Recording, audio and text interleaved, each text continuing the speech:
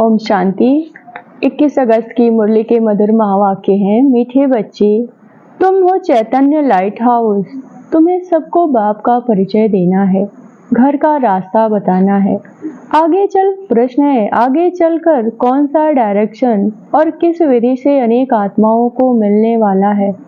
उत्तर है, आगे चलकर बहुतों को यह डायरेक्शन मिलेगा कि तुम ब्रह्मा कुमार कुमारियों के पास जाओ तो तुमको यह बैकुंठ का प्रिंस बनने का ज्ञान देंगे। यह इशारा उन्हों को ब्रह्मा से के साक्षात्कार से मिलेगा। अक्सर करके ब्रह्मा और श्री कृष्ण का ही साक्षात्कार होता है। जैसे आदि में साक्षात्कार का पाठ चला, ऐसे ही अंत में चलने वाला है। ओम शांति। रूहानी बाप बच्चों से पूछते हैं, सबसे तो नहीं पूछ सकते। नन्ही बेटी से पूछते हैं कि यह क्या कर रही हो, किसकी याद में बैठी हो। बाप की। सिर्फ बाप की याद में बैठी हो या कुछ और भी याद है। बाप की याद से तो विक्रम विनाश होंगे, और क्या याद करती हो। यह बुद्धि का काम है न। हम आत्माओं को अपने घर जाना है तो घर को भी याद करना है। अच्छा, और क्या करना है। क्या घर में जाकर बैठ जाना है। विष्णु का स्वदर्शन चक्र दिखाते हैं न।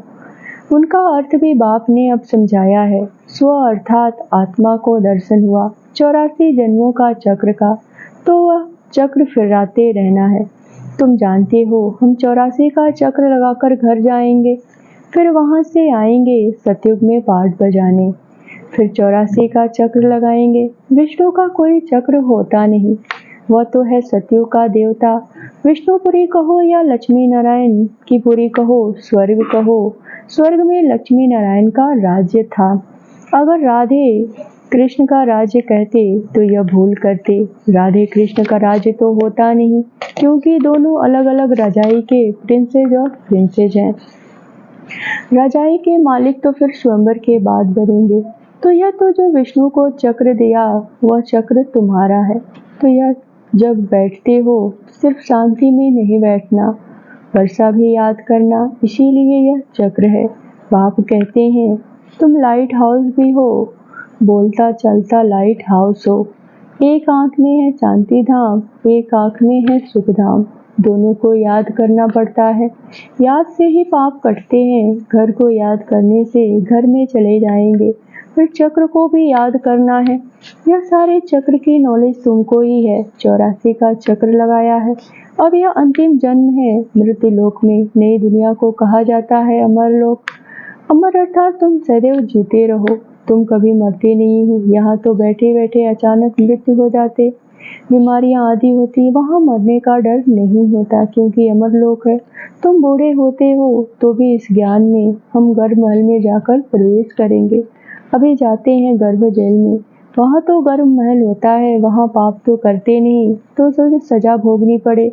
यहाँ तो पाप करते हैं, जिस कारण सजा भोग कर बाहर निकलते हैं, जो फिर पाप शुरू कर लेते हैं। यह पाप आत्माओं की दुनिया है।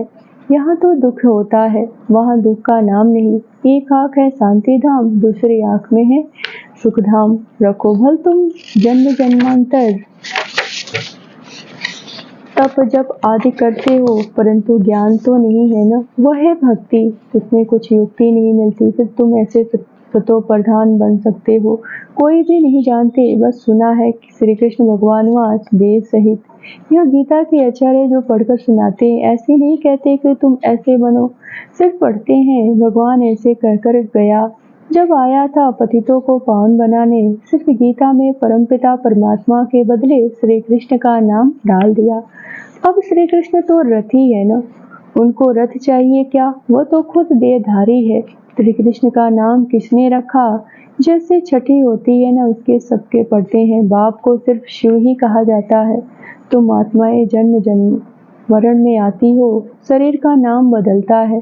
शिव बाबा तो जन्म मरण में आता नहीं, वो सदैव शिव है। पूरी बिंदी जब लिखते हैं, कहते हैं शिव। बिंदी आत्मा बिल्कुल सूक्ष्म है। आत्मा अगर चमत्कार होता तो किसको भी समझ में नहीं आता। देवी को देख खुश हो जाएंगे। अच्छा, फिर क्या प्राप्ति तो कुछ नहीं, अर्थ नहीं, सिर्फ नौधा भक्ति की दर्शन किया, उसमें ही खुश हो जाते। बाकी मुक्ति और जीवन मुक्ति की बात ही नहीं। वह है सब भक्ति मार्ग या है ज्ञान मार्ग। यहाँ अक्सर करके साक्षात्कार होता है ब्रह्मा का या श्री कृष्ण का होगा। कहेंगे इस ब्रह्मा के पास जाओ तो तुम श्री कृष्ण पूरी व बैकुंठ में जाएंगे। लक्ष्मी नारायण का भी साक्षात्कार हो सकता है। ऐसे नहीं साक्षात्कार हुआ माना सदगति हो गई, यह सिर्फ इशारा मिलता है। यहाँ जाओ, आगे चल बहुतों को साक्षात्कार होगा, डायरेक्शन मिलेंगे। तुम्हारा त्रिमूर्ति भी अखबार में पढ़ा है, ब्रह्मा कुमारियों का नाम भी पढ़ता है, तो ब्रह्मा का भी साक्षात्कार होगा। इनके पास जाने से तुमको ये बैकुंठ का प्रिंस बनने का ज्ञान मिलेगा। जैसे अर्जुन को विष्णु का और विनाश का साक्षात्कार हुआ। बाप कहते हैं तुमको कमल फूल समान बनना है, परंतु स्थायी तो तुम नहीं रहते हो, इसीलिए अलंकार विष्णु को दे दिया। नहीं तो देवताओं को शंख आदि की दरकार क्या है। मुख से सुनाने को शंख ध्वनि कहा जाता है। कमल का राज भी बाप समझाते हैं। तुम ब्राह्मणों को इस समय कमल फूल समान बनना है। गदा है 5 विकारों रूपी माया को जीतने की। बाप उपाय बताते हैं। मामेकम याद करो तो तुम्हारे विकर्म विनाश होंगे। श्रीमत पर चलकर पतित पावन बाप को याद करो। दूसरा कोई पतित पावन है नहीं सिवाय एक बाप के। बाप कहते हैं मुझे बुलाते ही इसलिए हो कि सबको इस शरीरों से छुड़ाकर पावन दुनिया में ले चलो। तो बाप ही आकर सब आत्माओं को पतित से पावन बनाते हैं, क्योंकि अपवित्र आत्माएं तो घर में अथवा स्वर्ग में जा नहीं सकती। बाप कहते हैं पवित्र बनना है तो मुझे याद करो, याद से ही तुम्हारे पाप कटते जाएंगे। यह मैं गारंटी करता हूँ। बुलाते हैं हे पतित पावन आओ, हमको पावन बनाकर नई दुनिया में ले चलो। तो कैसे जाएंगे? कितनी सीधी बात बताते हैं। बाप की सहज नॉलेज और सहज बात है। कहते हैं काम काज करते हुए मुझे याद करो, बल नौकरी आदि करो, भोजन बनाओ तो भी याद में रहकर। भोजन भी शुद्ध हो जाएगा, इसीलिए गाया जाता है ब्रह्मा भोजन के लिए देवताओं को दिल होती है। यह बच्चियां भी भोग लगाकर ले जाती हैं, वहाँ महफिल होती है, ब्राह्मणों और देवताओं का मेला लगता है। भोजन स्वीकार करने आते हैं। ब्राह्मण लोग जब भोजन पान करते हैं तो मंत्र जपते हैं। ब्रह्मा भोजन की बहुत महिमा है। सन्यासी लोग को ब्रह्मा की याद करते हैं। वह है हठ के सन्यासी। कहते हैं हमने घर बार मिलकियत आदि सब छोड़ा है, अभी अंदर घुस पड़ते हैं। तुम्हारा है बेहद का सन्यास। इस पुरानी दुनिया को ही भूल जाते। तुमको फिर जाना है नई दुनिया में। गृहस्थ व्यवहार में रहते बुद्धि में सबको हमको जाना है सुखधाम वाया शांति धाम। शांति धाम को भी याद करना पड़े। बाप को शांति धाम और सुख धाम को याद करते हैं। यह हमारा बहुत जन्मों के अंत का जन्म है। 84 जन्म पूरे हुए। सूर्यवंशी से चंद्रवंशी, फिर वैसे शुद्धवंशी बने। वे लोग फिर कहते हैं आत्मा सो परमात्मा। आत्मा कोई लेप छेप नहीं लगता, क्योंकि आत्मा ही परमात्मा है। बाप कहते हैं उन्हों का उल्टा अर्थ है। बाप बैठ हम सो का अर्थ समझाते हैं। हम आत्मा परमपिता परमात्मा की संतान है। पहले पहले हम स्वर्गवासी देवता थे, फिर चंद्रवंशी क्षत्रिय बने।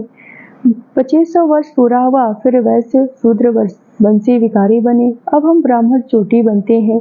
यहाँ बैठे हैं जैसे 84 की बाजोली खेलते हैं।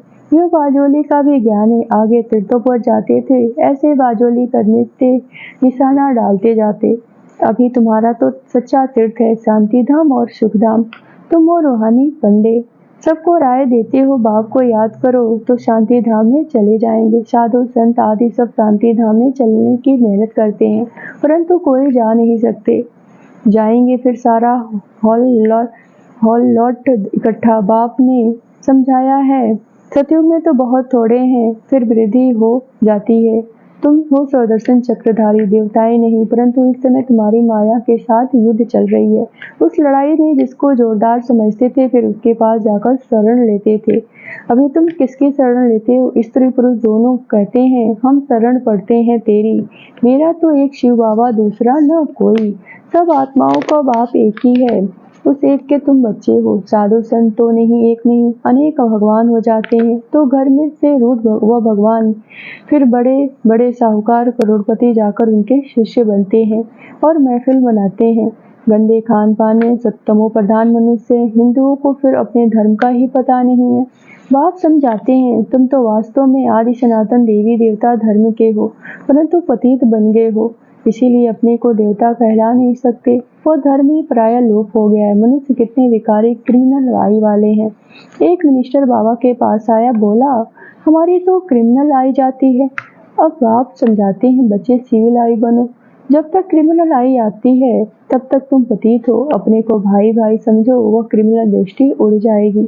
हम आत्मा भाई भाई हैं, एक बाप से वर्षा ले रहे हैं। आत्मा का तख्त भृकुटी है, इसको कहा जाता है अकाल तख्त। अकाल आत्मा इस तख्त पर विराजमान है। यह तो मिट्टी का पुतला है, सारा पाठ आत्मा में भरा हुआ है। बाप कहते हैं मैं 5000 वर्ष के बाद आता हूँ तुम बच्चों को वर्षा देने। तुम जानते हो हम आत्मा आए थे हेल्थ वेल्थ हैप्पीनेस का वर्षा लेने। सतयुग में अथाह धन मिलता है। तुम 21 पीढ़ी देवता बनते हो। बुढ़ापे बिगर कभी कोई मरेगा नहीं। यहाँ तो बैठे बैठे अचानक मर पड़ते हैं, गर्भ में अंदर ही मर पड़ते हैं। वहाँ तो दुख का नाम नहीं होता। उनको कहा जाता है सुखधाम राम राज्य, यह है दुखधाम रावण राज्य। सतयुग में रावण होता नहीं। यह है 84 का चक्र। बुद्धि में तुमको याद रहेगा, बहुत खुशी रहेगी। तुम जानते हो हम नए विश्व के अर्थात सतयुग के मालिक बनते हैं। गीता में भी भगवान वाच है, हे बच्चे देह सहित देह के सब संबंध छोड़ो, अपने को आत्मा समझ मामे को याद करो। तुम्हारा सच्चा सच्चा खुदा दोस्त है। अल्लाह औलुद्दीन का नाटक, आतम मताई का नाटक किस समय के हैं। अभी मनुष्य कितना माथा मारते हैं, बच्चे कम पैदा हो, बेहद का बाप कितना कम कर देते हैं। सारे विश्व में सतयुग में 9 लाख आबादी जाकर रहती है। बाकी इतने करोड़ों मनुष्य होते नहीं, सब मुक्ति धाम शांति धाम में चले जाएंगे। यही तो करामात की बात है। एक देवी देवता धर्म का फाउंडेशन लगाकर बाकी सब विनाश कर देते हैं। यह 84 का चक्र अच्छी रीति बुद्धि में बिठाना है। यह है स्वदर्शन चक्र। बाकी चक्र कोई गला आदि नहीं काटना है। शास्त्रों में फिर श्री कृष्ण के लिए हिंसक बातें लिखती, इसको स्वदर्शन चक्र से मारा। यह ग्लानि हुई, कितना हिंसक बना दिया। तुम डबल अहिंसक बनते हो। काम कटारी चलना यह भी हिंसा है। देवताओं को तो पवित्र कहा जाता योग बल से, जबकि विश्व के मालिक बन सकते हो तो योग बल से बच्चे क्यों नहीं पैदा हो सकते। साक्षात्कार होगा, अब बच्चा होना है। बाबा तो समझते हैं अभी यह पुराना शरीर छोड़ो और गोल्डन स्पून इन माउथ। तुम भी समझते हो हम अमर लोक में जन्म लेंगे तो गोल्डन स्पून इन माउथ होगा। गरीब प्रजा भी चाहिए, दुख का भी तो कोई बात नहीं होती। प्रजा के पास थोड़े ही इतना धन माल आदि होती है। बाकी हाँ सुख होगा, आयु बड़ी होगी, राजा रानी साहूकार सब चाहिए। अच्छा मीठे मीठे सिखलरे बच्चों प्रति माता पिता बाप दादा का याद प्यार और गुड मॉर्निंग। रूहानी बाप की रूहानी बच्चों को नमस्ते। धारणा के लिए मुख्य सार। पहले पॉइंट, बाप की याद के साथ साथ खुशी में रहने के लिए 84 के चक्रों को याद करना है। स्वदर्शन चक्र फिराना है। खुदा को अपना सच्चा दोस्त बनाना है। दूसरे पॉइंट, डबल अहिंसक बनने के लिए क्रिमिनल आइट को बदल सिविल आई बनानी है। हम आत्मा भाई भाई हैं, यह अभ्यास करना है। वरदान, सर्वशक्तिमान बाप को कंबाइंड रूप में साथ रखने वाले सफलता मूर्त भव। जिन बच्चों के साथ सर्वशक्तिमान बाप कंबाइंड है उनका सर्व शक्तियों पर अधिकार है, और जहाँ सर्व शक्तियाँ हैं वहाँ सफलता न हो यह असंभव है। यदि सदा बाप से कंबाइंड रहने में कमी है तो सफलता भी कम होती है। साथ निभाने वाला अविनाशी साथी को कंबाइंड रखो तो सफलता जन्म सिद्ध अधिकार है, क्योंकि सफलता मास्टर सर्वशक्तिमान के आगे पीछे घूमती है। स्लोगन है, सच्चे वैष्णव वह है जो भिखारी रूपी गंदगी को छूते भी नहीं। ओम शांति।